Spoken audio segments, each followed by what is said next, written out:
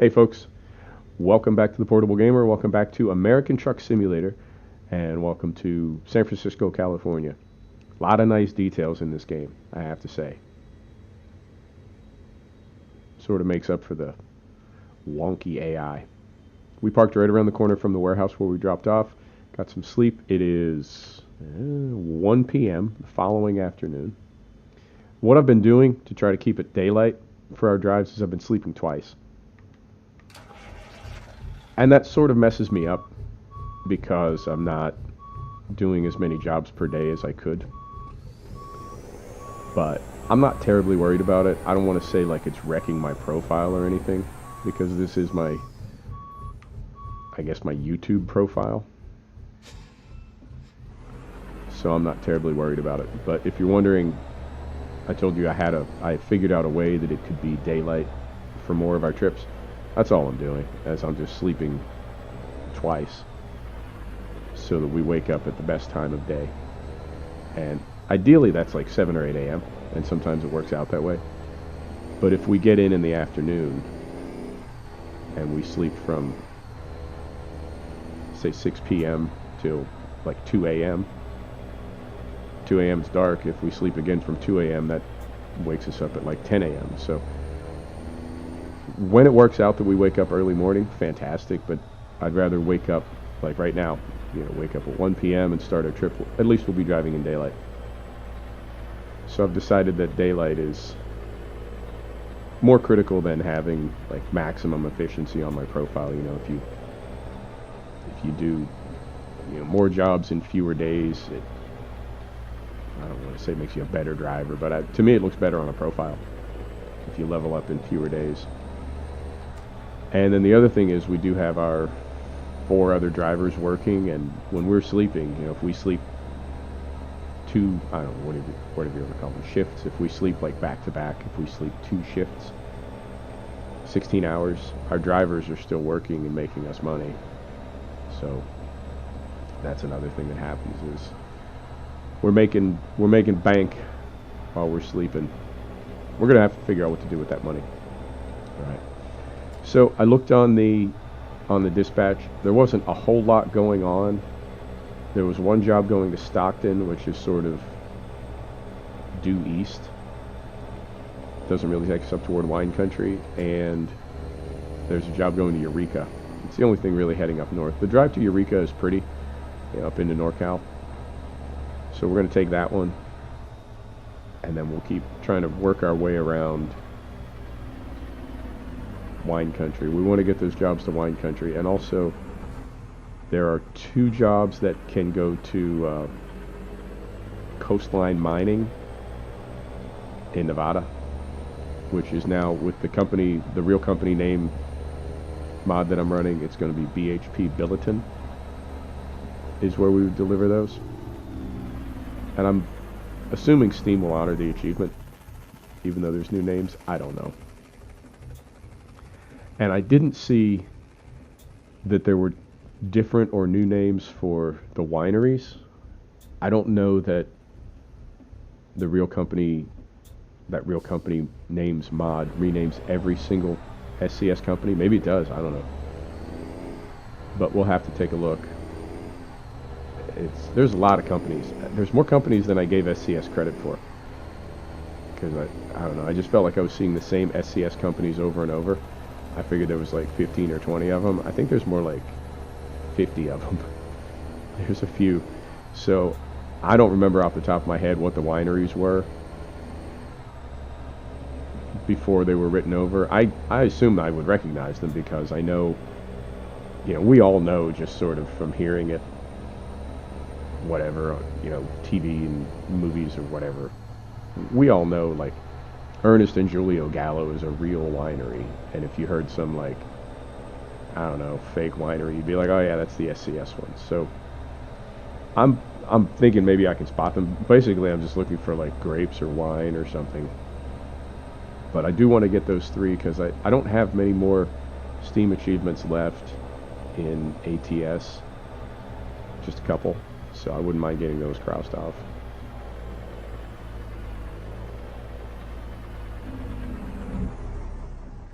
Try not to run a red light right next to CHP here. Hey, buddy. So it's a pretty drive up to Eureka. Anywhere up on that part of the map is pretty, and I think we're getting up toward, there's a couple cities that are at the end of like a not a one-way, but like a single lane road, you know, where there's just nothing at the end of the road but the town, and then you have to turn around and come back. One-way trip, I guess. And some of them are really, really tricky, really tight and twisty. In ETS yesterday, in Eurotruck, we did one of my favorite twisty roads, which is from Switzerland down into northern Italy. So I wouldn't mind doing, and I don't think it's this trip that we're taking to Eureka, but I wouldn't mind taking a similar trip in ATS with those double limestone trailers. But it would be almost like luck of the draw if we found those limestone trailers going out to the town at the end of the twisty road. And I'll show it to you on the map once we get hooked up here.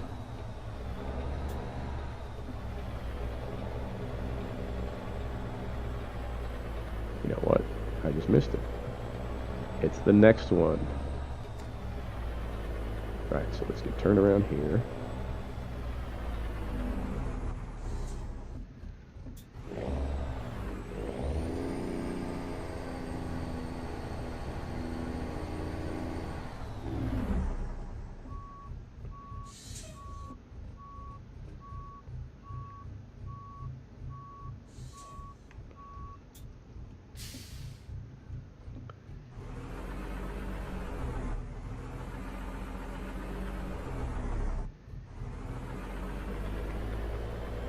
Beautiful.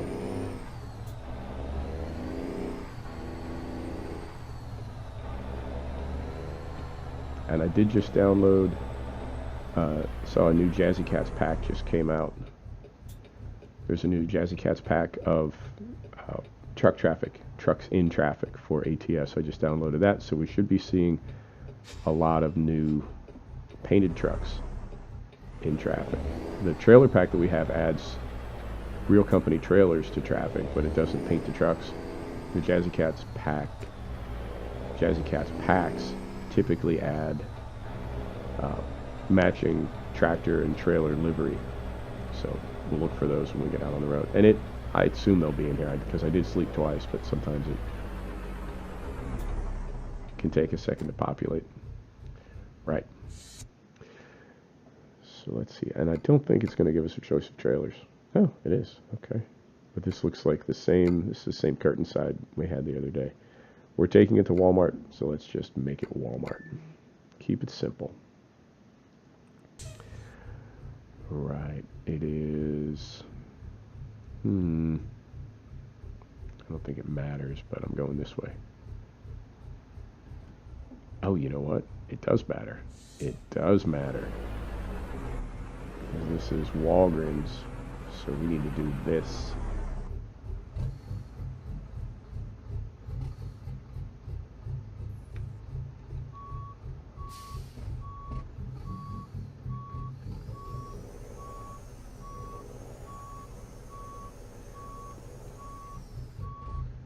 Look at this guy. He could help us. He could spot. Is he? No. No, he is not. Oh.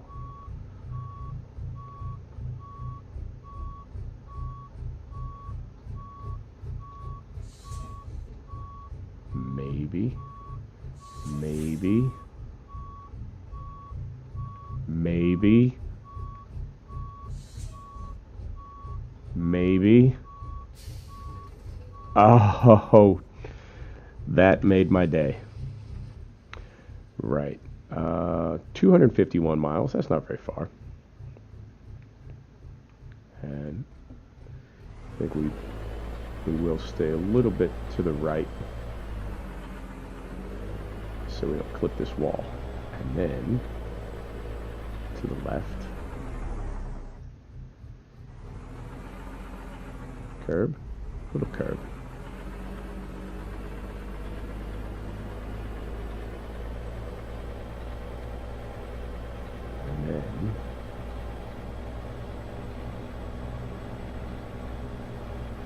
way.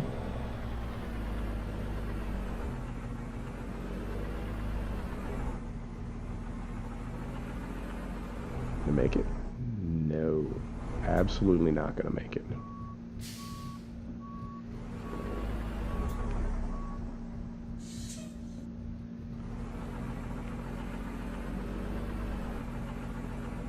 Over here. Make it here. Scrape. Gonna clip. Gonna make it. We made it.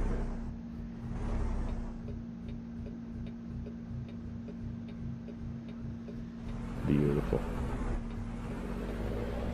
These are starting really, really well. You know what that means? These are going to end really, really badly. Oh yeah. All right. So I think we're already sort of out of San Francisco proper. I don't think we're going to have to deal with a lot of really twisty bits like you sometimes do. San Francisco is it's a fun city to drive in, but it is, there's a lot of little wonky bits. So, awesome. Okay, so we're on the road. We're good on fuel. Let's double check that. Yeah, we got 1,000 miles in the tank, and it's 247 miles to get there, so we're good on fuel. We're good on sleep. 5 hours to get there, and we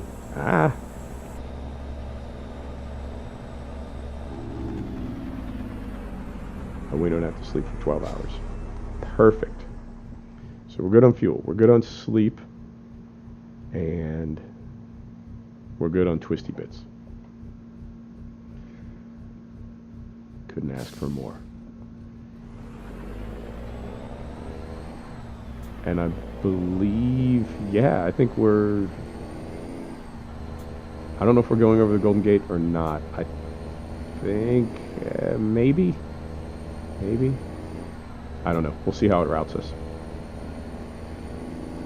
I want to say this is the approach, but I haven't spent enough time in San Francisco to say 100%.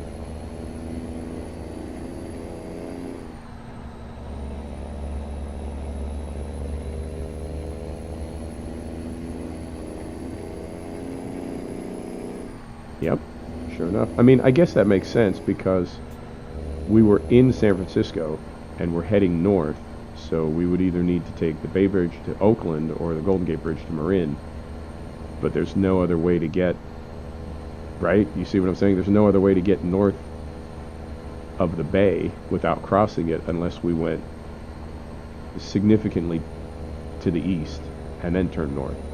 And I don't remember the route showing that, so it looks like we're going over the Golden Gate Bridge. Oh, that's fun. I don't think we've done that in a profile yet. Super cool. And should I screenshot that? Yeah, I think I will. And what I'll do is, I won't screenshot it, I'll just go exterior. Yeah, I'll just go exterior and then pull it from the video.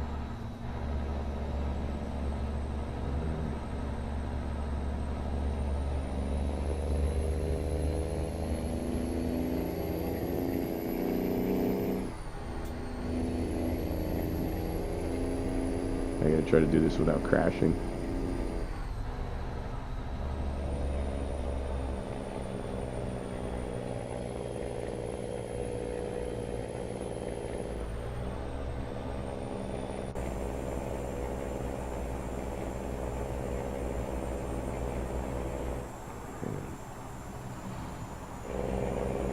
Sorry folks, it's all about the YouTubes.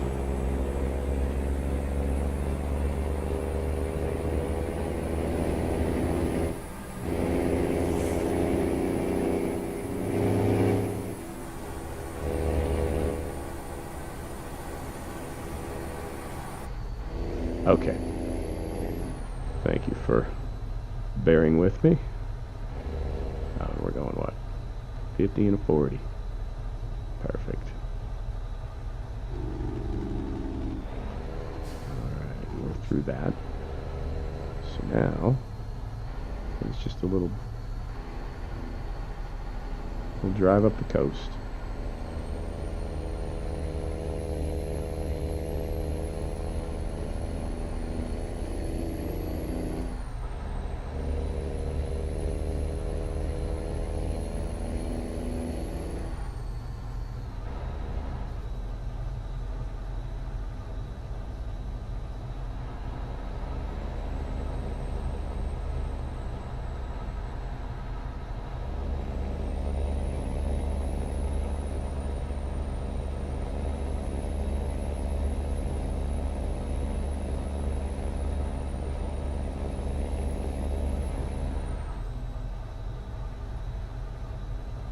I feel like, oh, that's right. I said I was going to check the map to see if this was the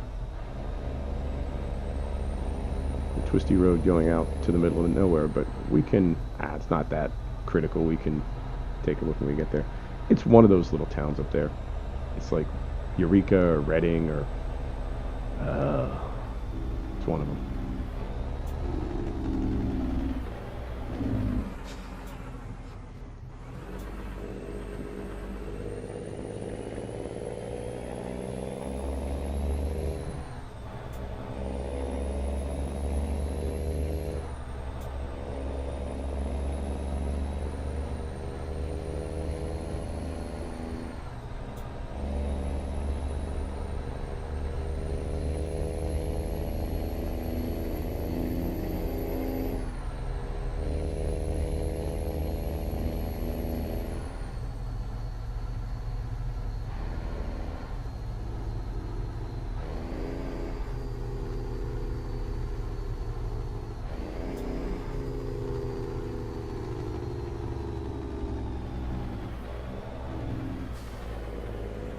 I feel like there's a car, yeah, right next to me.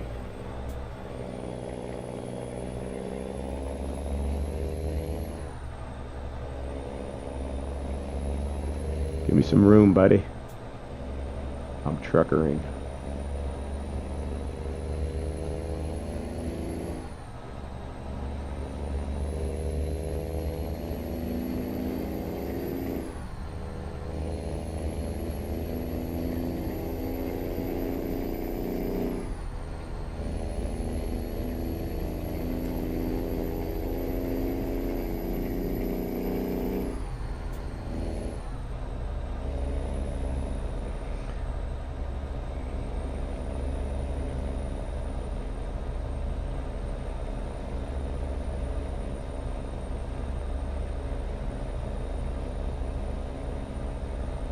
Alright, so we need to start looking now to see how many painted trucks we see in traffic.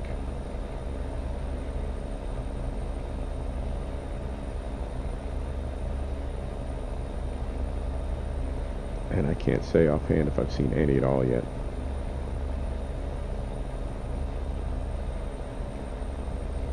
To be fair, I haven't really been looking. Not yet. I'll start looking right now. Between the air pipe coming off the top of my air cleaner and that big mirror, I really, like, I can see out the front, but like those trucks, they're too far away to really see anything, and by the time they get close, then they're hiding behind all that clutter. I got an A-pillar, an air pipe, and a big mirror. Visibility in the 389 it's always been legendary for being kind of terrible. Throw a big visor on it, can't really see anything.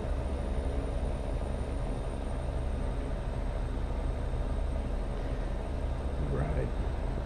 And what's the other video for today? We're going to do one American Truck Sim, and we're doing Formula One on Fridays now. So that means that Sunday is American Truck Sim and Assetto Corsa. And we're going to do, we did about a week ago in Project Cars 2, we did a GT3 race from Rouen les Essarts. My French pronunciation is not perfect, but I do try. So we're going to do the same race in the same car in Assetto Corsa. So it's the AMG SLS GT3 from Rouen. We'll see how that goes. When I was testing it, it was crazy because my lap times were within about a second of each other. And I don't know if that was coincidence or if the developers of both those games and both those maps and both those cars got it so close to the real thing that the lap times just came up that way. It could be a coincidence. I also got, I started on R Factor last night. Downloaded R Factor finally. I have so many race sims going right now. Project Cars 2, Assetto Corsa, R Factor, WRC7, and F1 2017. And then I'll circle back to that in a second. I found something really, really fascinating watching iRacing, but that you can get that track for R Factor as well, and then you can get that car in a car pack for R Factor. So I'm going to try. I will most likely, that will be my first R Factor video, will be that same race, Rouen Les SR, in the AMG SLS GT3. We'll see. So I was watching iRacing. I was watching Grand Prix from Watkins Glen, I want to say. Yeah. Grand Prix race, F1 race, and the commentators were talking about, I guess some of them know the drivers, and it seems like a fairly small community at that top level or highest level or whatever. But they were talking about some of the drivers, and they said that requires about 500 to 1,000 hours a year of chair time to compete at that level. Practice time, not race time, practice time. Although, to be fair, racing does count as practice. Some people say it's the best practice, but that's between an hour and a half and 3 hours a day of practice on one sim.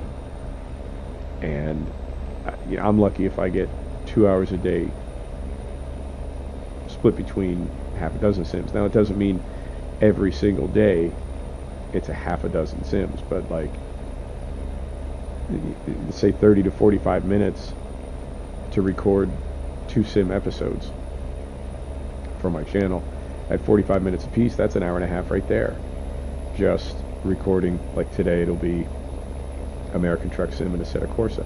That's my hour and a half for today, using the low end of that scale as our example. There's my hour and a half for the day. And then tomorrow it will be ETS and Upton Farm, 45 minutes apiece, and so on. So, I might get an hour and a half of chair time per day, but it's spread over 10 sims over a week. And I guess what this guy was saying is you're looking at an hour and a half of chair time per day in one sim.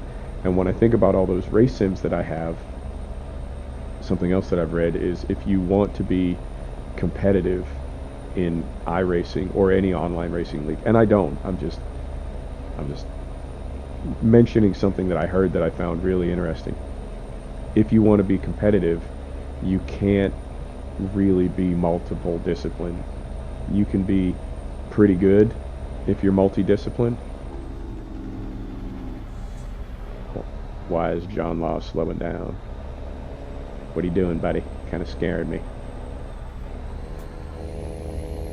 If you want to be really good in a single discipline, you have to focus on that single discipline. You can't bounce around because every sim and every kind of car, they all behave so differently. You're not really going to own your car as far as, being able to just totally dominate it and know it and drive it and right? All the intricacies and subtleties and ins and outs if you're switching between sims and switching between cars. So what I took away from that is if you want to be competitive at that level, you can't play half a dozen different race sims. And even within one race sim, you really can't switch back and forth between classes, which is very similar to race drivers in real life. I mean, there are some drivers that rally in the off season and they're something like Nitro Circus or Travis Pastrana, somebody who kind of explores a lot of disciplines simultaneously. Robbie Gordon does his thing, or did his thing. I guess he's sort of retired now. And a little bit of NASCAR, a little bit of open wheel, a little bit of trophy truck. And I'm not being disrespectful to these people at all when I say this, but I think you'll know exactly what I mean by this. Robbie Gordon was never a champ of any of those. I think he's finished really well in the Baja 1000, and I think maybe he's won some NASCAR road races, and I think maybe he's won some IndyCar races, but I don't think he was ever like world champ of any of those. Travis Pastrana is awesome. I love the guy, but he's certainly not, world champion F1 or IndyCar or NASCAR or Rally and like I said, I sound like an ass when I say this, or anything. He's really good at what he does, but he doesn't do AI, for goodness sakes. So I don't picture a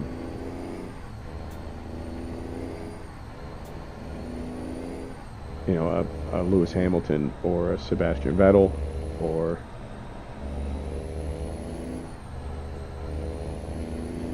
an Ayrton Senna.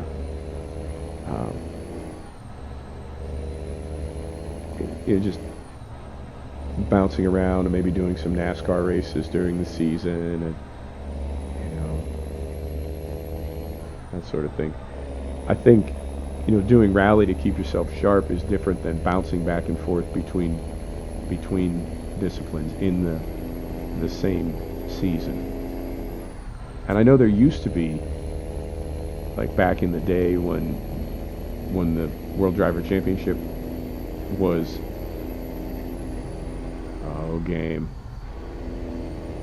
shadow play.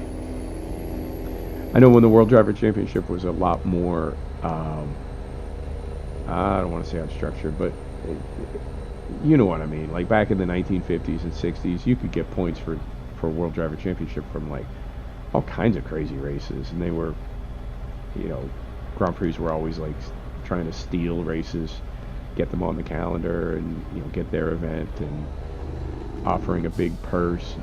You know what I mean? It was a lot more ad hoc, I guess. And so drivers did switch back and forth between disciplines and between classes. But I feel like there's a lot less of that now. So I guess what I'm saying is, in real life, if you want to win a championship, you're pretty much going to spend all your practice time in that car. And it's fascinating to hear that in sim racing, it is exactly the same. You want to spend all your chair time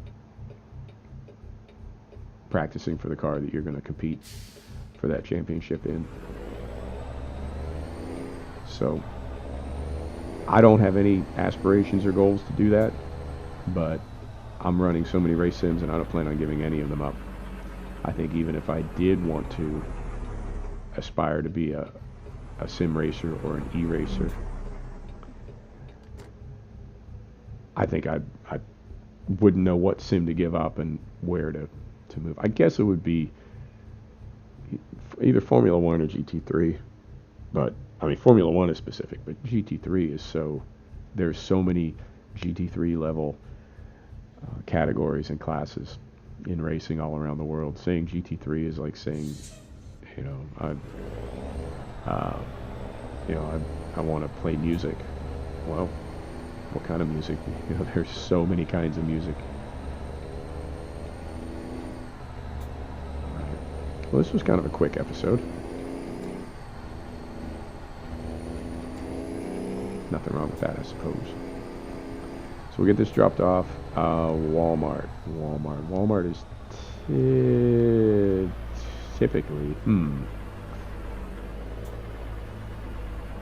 no. Walmart isn't really ever typical. There's a couple different ones. There's like a warehouse, and then there's the store. see what we got when we get down here. I don't want to say I've been like backing off of difficult parking, but I was reviewing a couple videos and I realized that the parking got really tedious. Like, I missed it, you know. There have been some where I'm just like, deedly deet, deet, deet, right in there on the first swing, no problem, and it's, you know, that works.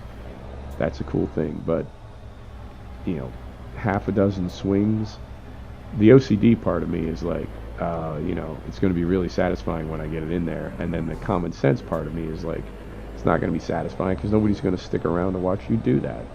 You missed. You didn't get it in on the first swing. And that's when people turned off, because you missed. Nobody's going to stick around to, you know, be all ASMR because you parked the trailer. So what I've been doing is if I don't get it on the first swing, then I just do the auto park and call it, you know. And fair's fair. I missed. I didn't get it on the first swing. It doesn't count anymore. So this is the warehouse, not the store. So hopefully we will be able to get it in there on the first swing.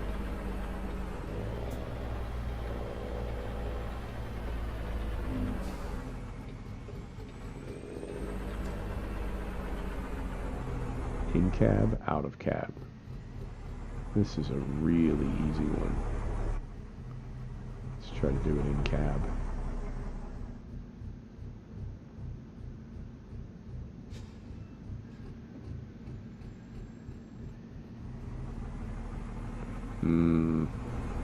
I'm dumb. I went out on the wrong side. That's on my blind side. Alright, we're going third person.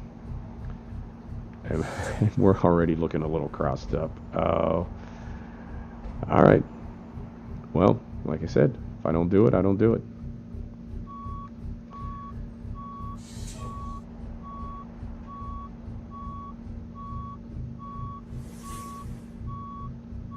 Yeah, not gonna make it.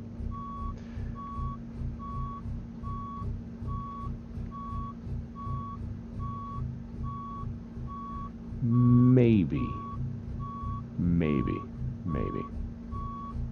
No. No? Maybe? Maybe? Oh, God. This is so ugly.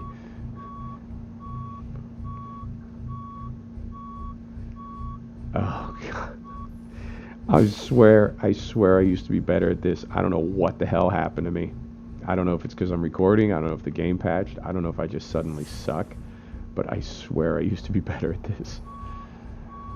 Oh, don't hate me.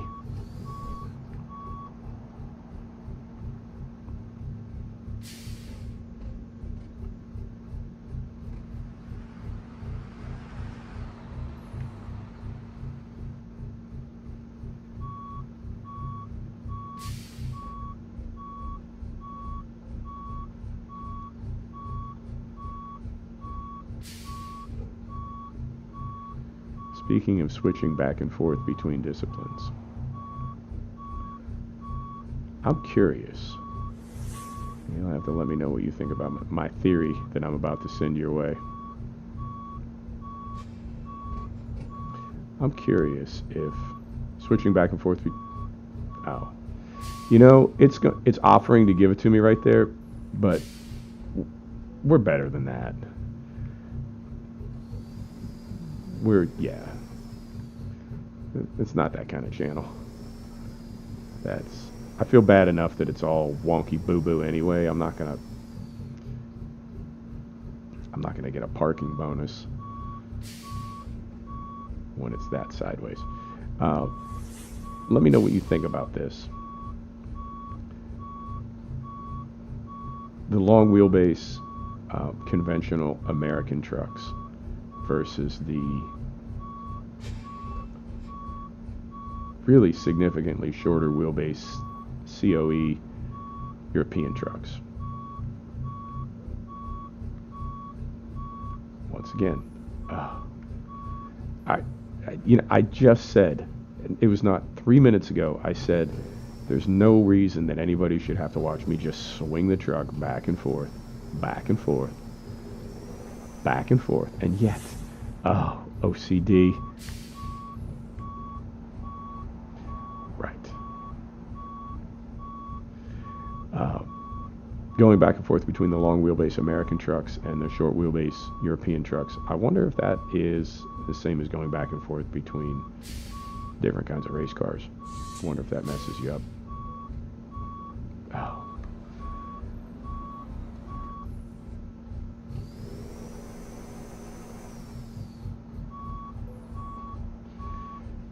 Jeezy Pete's. Is it even worth it? Let's get some air in here.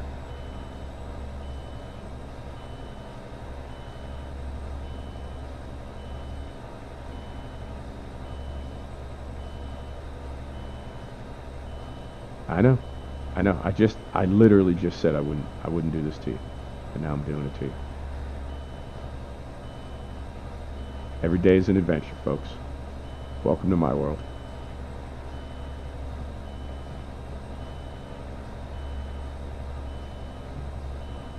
Come on.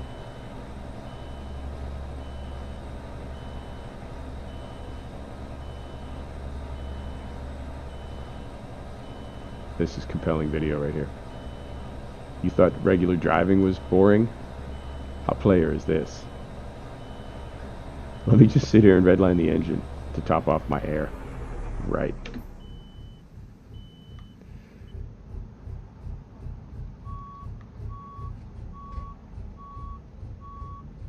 So I can move 6 feet. That's right. Beautiful. Lights off. Truck is off. Let's see how we did.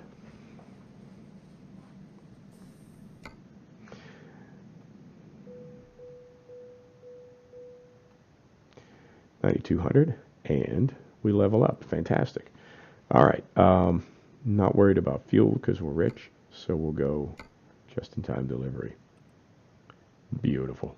Folks, thanks for stopping back to check out The Portable Gamer. Thanks for joining us for another episode of American Truck Simulator.